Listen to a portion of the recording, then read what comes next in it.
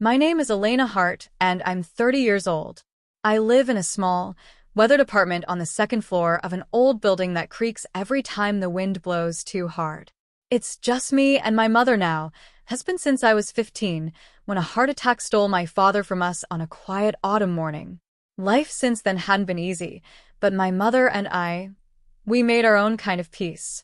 Mom's name is Miriam, a quiet, graceful woman with strong hands and a softer heart. She worked 2 jobs for most of my teenage years just to make sure I could study, eat, and sleep under a roof that didn't leak too badly. I used to watch her hands tremble with exhaustion as she poured tea late at night, but she never complained. Never once. We were poor, but we were happy. I became a teacher at a small local school. I loved the children, loved the way they smiled when they finally understood something. But my heart was never entirely in the classroom. It was always back home, worried about Mom. She had grown frilier with time. Some days, she didn't get out of bed at all. Her breathing would grow shallow.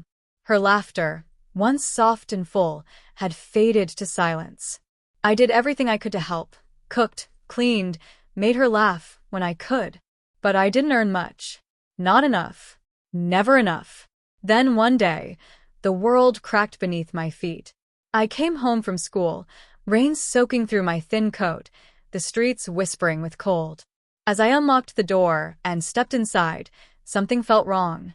The apartment was too quiet, too still. Then I saw her. She was lying on the floor. Her eyes were closed. Her lips were blue. "Mom," I screamed, dropping my bag and rushing to her side. Her skin was ice. Her fingers limp. I fumbled for my phone, called the ambulance with shaking hands, and tried to whisper prayers between gasps of panic. At the hospital, a doctor with a tight jaw and tired eyes came out to speak with me. His words sliced through me like shards of glass. "Your mother's heart is failing," he said gently. "She needs immediate surgery. It's the only option, but it's costly." I asked how much. When he told me, I felt my legs buckle. $20,000. It may as well have been $1 million. I had a few hundred in my savings. Maybe 1,000 if I emptied every pocket, sold every possession. I stayed by her side every night. I fed her soup with trembling hands, held her fingers and whispered, "Please don't leave me. Please, just a little longer." I took extra classes. Private tutoring. Every hour I wasn't at the hospital, I was working. Exhaustion clung to me like a second skin. Every breath felt like a battle.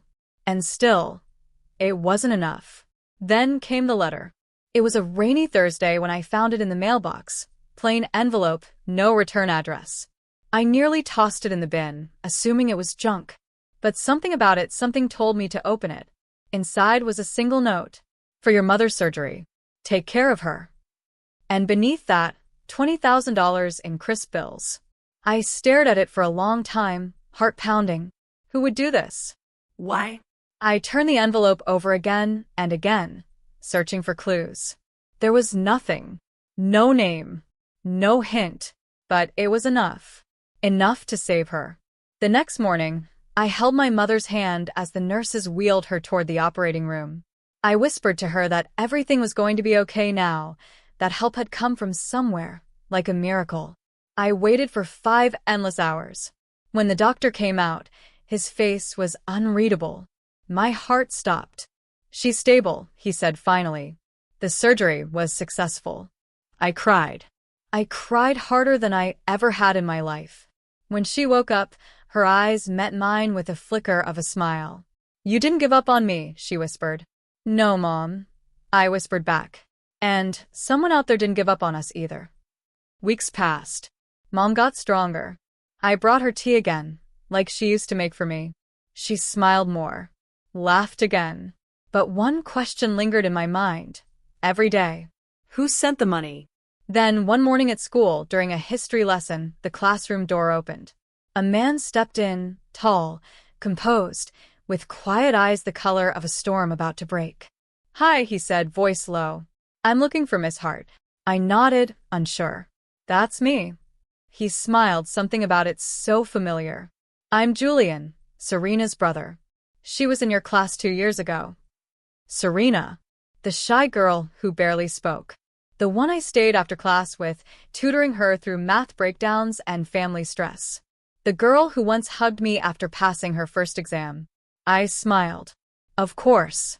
She was wonderful. Julian stepped closer. You didn't know it, but you changed her life. She's now studying to be a nurse. Warmth bloomed in my chest. I wanted to thank you, he continued, his eyes suddenly softer, deeper. And I was the one who sent the money. The world blurred for a second. What? I whispered. I saw you once, he admitted. Outside the hospital. You were crying, holding onto your mother's hand like it was all you had left in the world. Serena told me how much you'd done for her, and I knew I had to do something. Tears brimmed in my eyes. You didn't even know me, he shrugged. You didn't know Serena, either. But you cared. Julian started visiting after that. At first, it was just to check in, bringing flowers for Mom, books for me. But with each visit, something shifted. He started joining us for tea, helping with groceries, walking me home from school. He'd bring fresh bread, warm smiles, and a calm I hadn't felt in years. Mom liked him. She said his laugh made the walls feel brighter. One evening, as I washed the dishes, he dried them beside me. Our hands touched briefly over a damp glass, and he said quietly, Elena, I didn't help just because of Serena. I looked at him, confused. I helped because of you, he said, voice trembling just slightly. From the first moment, I saw how strong you were, and I wanted to be part of that strength. I couldn't speak. My heart felt like it was holding its breath. You don't have to feel the same, he added quickly. I just needed you to know. For weeks, he never brought it up again. Never pressured. Never pushed. He simply stayed. Through my mother's slow recovery. Through my long nights of lesson planning. Through moments when I broke down and thought the world would collapse again. Then one evening, sitting beside Mom on the porch as the sun dipped below the horizon, she turned to me with soft eyes. You don't have to carry everything alone anymore, sweetheart. Something inside me cracked open. The next time Julian came over, I asked him to walk with me. We wandered through the park. The leaves were golden and crisp under our feet. The air smelled of cinnamon and wood smoke. I'm scared, I admitted, stopping beside a quiet bench. I've lost so much. I don't know if I have anything left to give. Julian took my hand, gently like I might break. I'm not asking you to give anything, Elena. Just let me walk beside you. And for the first time in a long time, I nodded. The seasons changed. Winter came and went. My mother grew stronger. Her cheeks were pink again. Her laughter returned in bursts, like old music. Julian became part of our family, without even trying. And one evening, as snow began to fall, he stood in our kitchen, nervously fumbling with something in his coat pocket. He dropped to one knee. Elena, he said, voice thick with emotion. You once told me that someone saved you when you thought all was lost. But it was you saved me. You showed me how love can look like a late-night cup of tea, a quiet walk in the rain, or a silent promise to never leave. He opened a small box. Will you marry me? Tears fell freely, but this time they weren't from pain. They were from healing. Yes, I whispered. 1,000 times yes. My mother clapped her hands, and Julian slid the ring onto my shaking finger. And in that moment, I knew something deeper than I ever had before. Life had broken me once. But love had put the pieces back together.